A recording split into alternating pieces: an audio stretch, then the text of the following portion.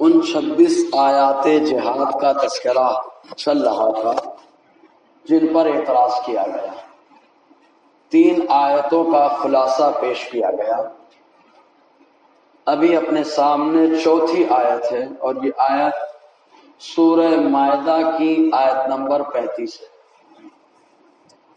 اس پر بھی اعتراض کیا گیا. حالانکہ غور کریں گے تو یہ اعتراض کم علمی کی دلیل ہے، کیونکہ کوئی بھی اعتراض ہوتا ہے اگر آدمی اعتراض کرتا تو 2 ہی وجہ ہوتی ہیں، یا تو اس کو علم نہیں ہوتا، معلومات نہیں ہوتی تب اعتراض کرتا ہے، اور یا نالائقی کرنے کے لیے اعتراض کرتا ہے. تو یہ اعتراض دونوں یا تو کم علمی کی دلیل ہے اور یا اس کی نالائقی کی نشانی ہے. اور میں دونوں کے بارے میں گمان یہی رکھتا ہوں، بلکہ یقین کے ساتھ کہتا ہوں کہ دونوں کا معاملہ یہ رہا کہ اس کے پاس علم بھی کم رہا اور علم کے ساتھ ساتھ نالائقی بھی اس کی شباب پر رہی. اب آئیے آیت کریمہ کا خلاصہ پہلے لیں. اس آیت کریمہ میں اللہ تبارک و تعالیٰ نے ایمان والوں کو 3 چیزوں کا حکم دیا. سب کو نہیں، بے ایمانوں کو نہیں، ایمان والوں کو اللہ تبارک و تعالیٰ نے دی. پہلی چیز اللہ تعالیٰ نے جس کا حکم دیا وہ ہے تقوی. ایمان والوں تقوی اختیار کرو.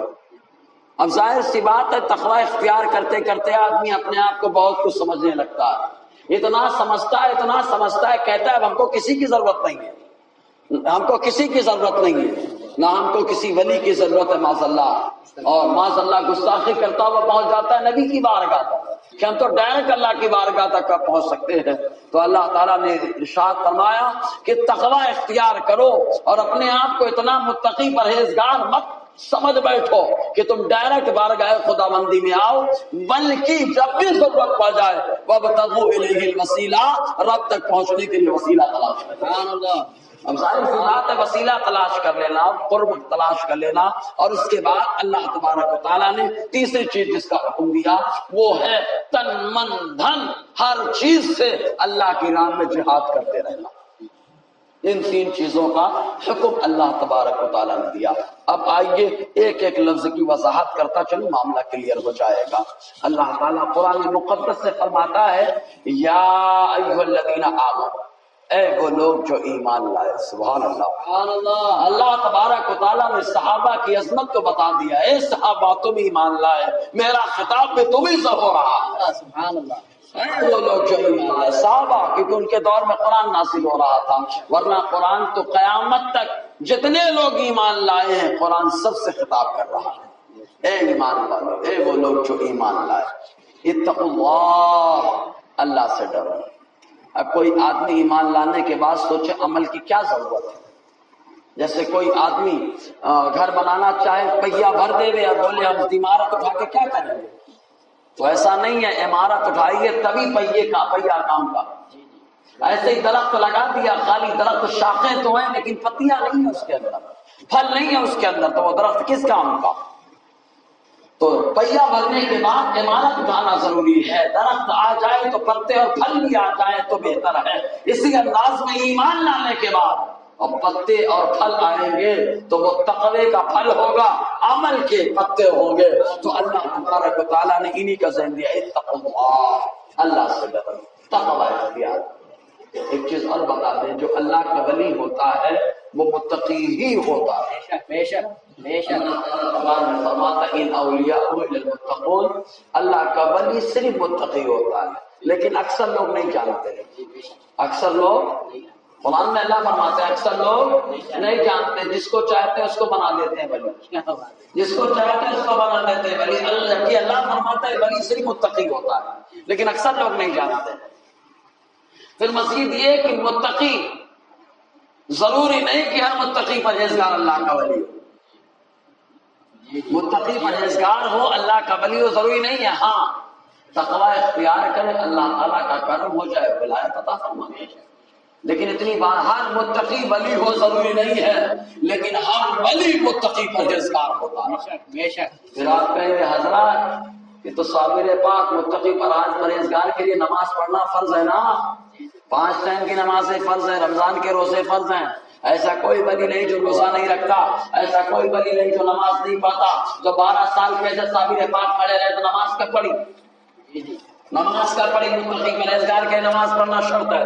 تو میں اس سے پہلے بتا چکا ہوں، دیکھو یاد رکھیں، ایک ہوتا ہے مکلف، ایک ہوتا ہے غیر مکلف۔ شریعت کا حکم مکلف پہ ہوتا ہے، غیر مکلف پہ نہیں۔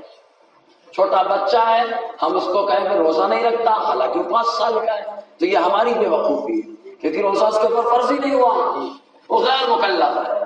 بولے نماز کیوں نہیں پڑھتا؟ تو بچہ کہے گا 5 سال کا ہوں، فرض تو نہیں ہوئی نماز، 12 سال کا ہوگا تب فرض ہوگی، 7 سال پہ حکم ہے پڑھنے کا، 10 سال پہ مار پٹائی لگا کے پڑھانے کا حکم ہے، ابھی تو 25 سال غیر مکلف۔ تو ایسے ہی اللہ تعالیٰ کی محبت میں جو ڈوبا رہتا ہے اس کو مجذوب کہا جاتا ہے۔ حدیث پاک میں آیا رفع القلم عن ثلاث، 3 لوگوں سے شریعت کا قلم اٹھا لیا جاتا ہے، 3 لوگ غیر مکلف ہو جاتے ہیں۔ ابن ماجہ کی حدیث پاک رابعہ عائشہ صدیقہ رضی اللہ تعالی عنہا ہے، 3 لوگوں سے شریعت کا حکم اٹھا لیا جاتا ہے۔ کون کون؟ نمبر 1 عن الصائم عن النائم حتی یستیقظ، سونے والا یہاں تک کہ جاگ جائے، جب تک سوتا رہتا ہے غیر مکلف ہوتا ہے۔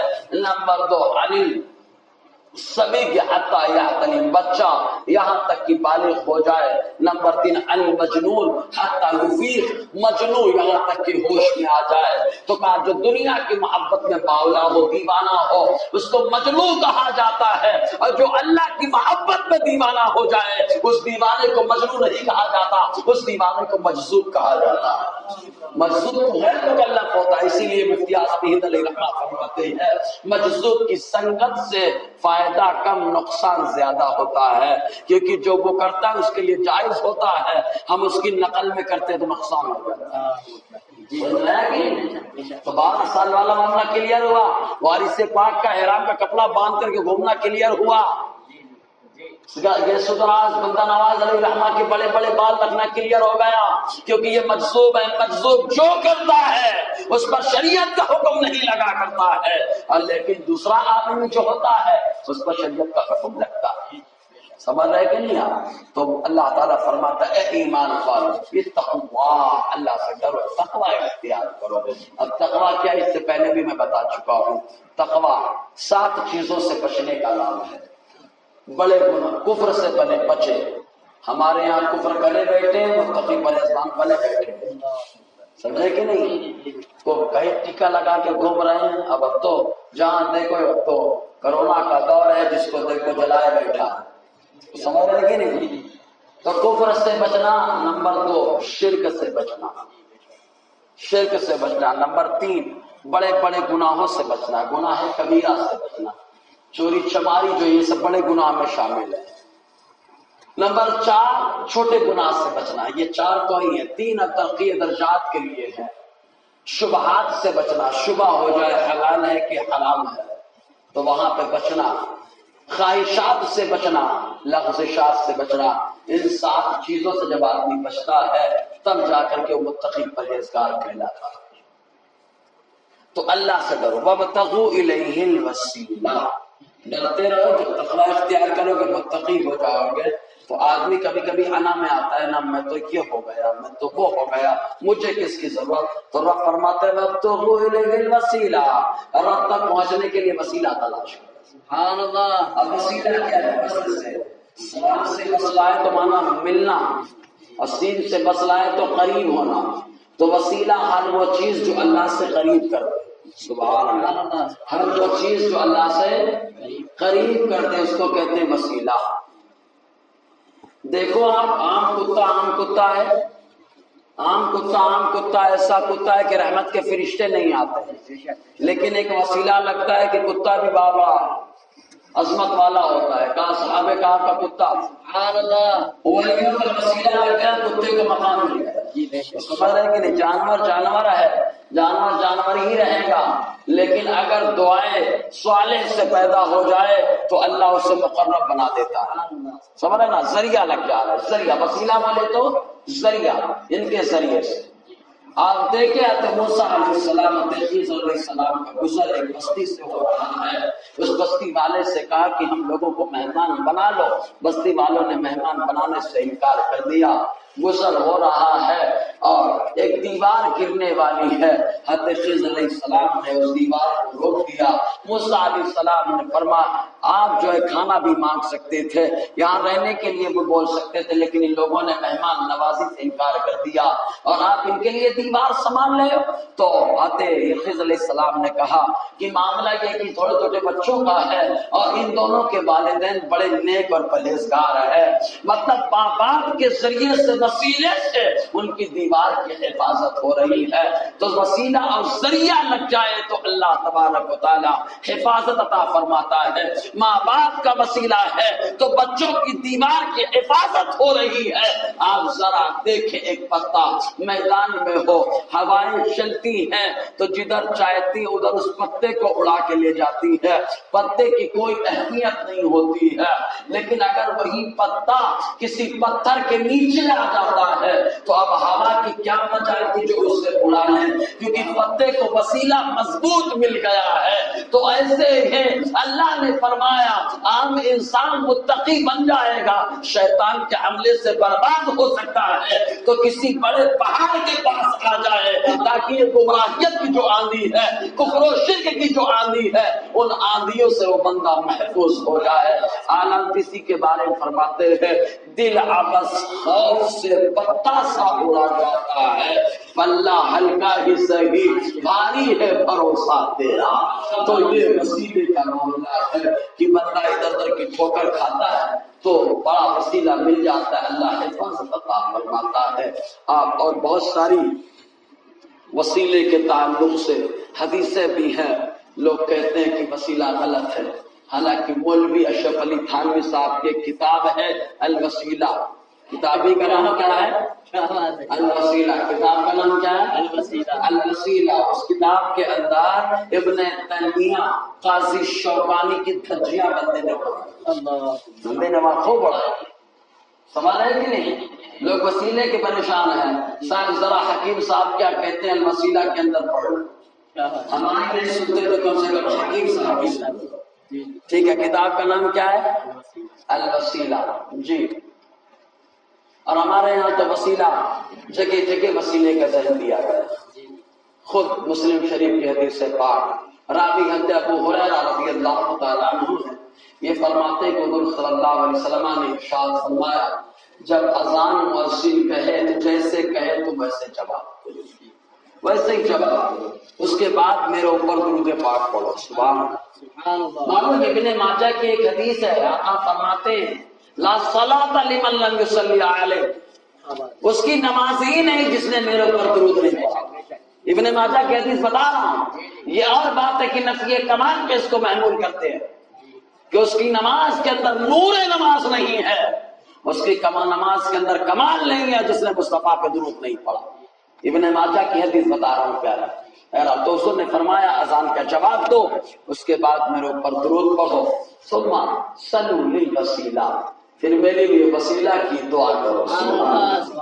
بزرگ امتیوں سے کہتے تم دعا کرو، سرکار چاہے تو خود کر سکتے ہیں لیکن امتی سے کروا رہے ہیں، کیوں؟ تمہارے لیے تو میں رات رات بچ جاگ کے دعا کرتا رہا، تمہارے لیے تو میں ہمیشہ دعائیں کرتا رہا، تم میرے لیے کتنی دعا کرتے ہو یہ دیکھنا۔ امت کو آزمانے کے لیے کہ کون میرا عاشق میرے لیے کتنی دعائیں مانگتا ہے، اس لیے حضور نے فرمایا میرے لیے دعا کا وسیلہ کرو۔ صاحب ہمیں پوچھے وسیلہ کیا ہے؟ حضور نے فرمایا جنت میں ایک مقام ہے جسے اللہ تعالیٰ اپنے خاص بندے کو عطا فرمائے گا۔ سبحان اللہ۔ اور حضور فرماتے ہیں مجھے یقین ہے، وہاں امید کا لفظ آیا ہے، امام نبوی فرماتے ہیں اللہ اس کے رسول کے کلام میں اگر امید کا لفظ آئے تو وہ یقین کے معنی میں ہوتا ہے۔ تو حضور نے فرمایا مجھے یقین ہے کہ جو وسیلے کا مقام ہے اللہ تعالیٰ مجھے عطا فرمائے گا۔ سمجھ رہے تو وسیلہ تلاش کرو، جب حضور کو عطا فرمائے گا تو وسیلہ تو مصطفیٰ کے ہی ملے گا۔ سمجھے نا؟ ایک اور آگے بڑھے، حضرت عثمان بن حنیف رضی اللہ تعالیٰ عنہ سے روایت ترمذی شریف کے حدیث پاک، یہ فرماتے ہیں کہ ایک نابینا صحابی آقا دو جہاں صلی اللہ علیہ وسلم کی بارگاہ میں آئے اور آ کر انہوں نے عرض کیا اللہ کے نبی صلی اللہ علیہ وسلم آپ میرے لیے دعا کر دیں اللہ مجھے بینائی عطا فرما دے۔ سبحان اللہ۔ بینائی آنکھ جا چکی ہے، بینائی کی دعا ہے، بینائی کی دعا ہے۔ مصطفیٰ نے فرمایا اگر تم چاہو تو میں دعا کر دوں اور اگر تم صبر کر لو تو تمہارے لیے بہتر ہے۔ تو انہوں نے کہا سرکار دعا کر دیں یہ بہتر ہوں میرے لیے۔ آقا نے فرمایا ایسا کرو، سرکار چاہتے تو دعا کر دیتے، لیکن سرکار نے کیا بتایا، دیکھو میرا وسیلہ کیا ہے۔ حضور صلی اللہ علیہ وسلم نے فرمایا جاؤ وضو کرو، 2 رکعت نماز پڑھو۔ پھر حضور نے ایک دعا سکھائی جس دعا میں آقا علیہ السلام کا وسیلہ لگانا ہے۔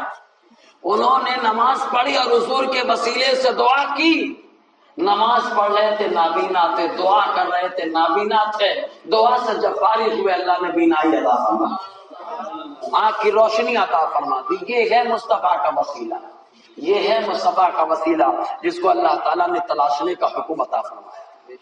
اب اچھا کوئی کہے کہ معبودان باطلا کو بھی تو لوگ وسیلہ سمجھتے تھے، تو فرق سمجھیں، وہ اللہ تعالیٰ کے مقابل میں وسیلہ سمجھتے تھے، اللہ کے مقابل میں معبود سمجھتے تھے۔ ہم لوگ کبھی نہیں سمجھتے کہ یہ معبود ہے، ہمیشہ یہ بولتے ہیں اللہ کے ولی، سبحان اللہ، اللہ کے دوست، اللہ کے نبی، اللہ کے پیغمبر۔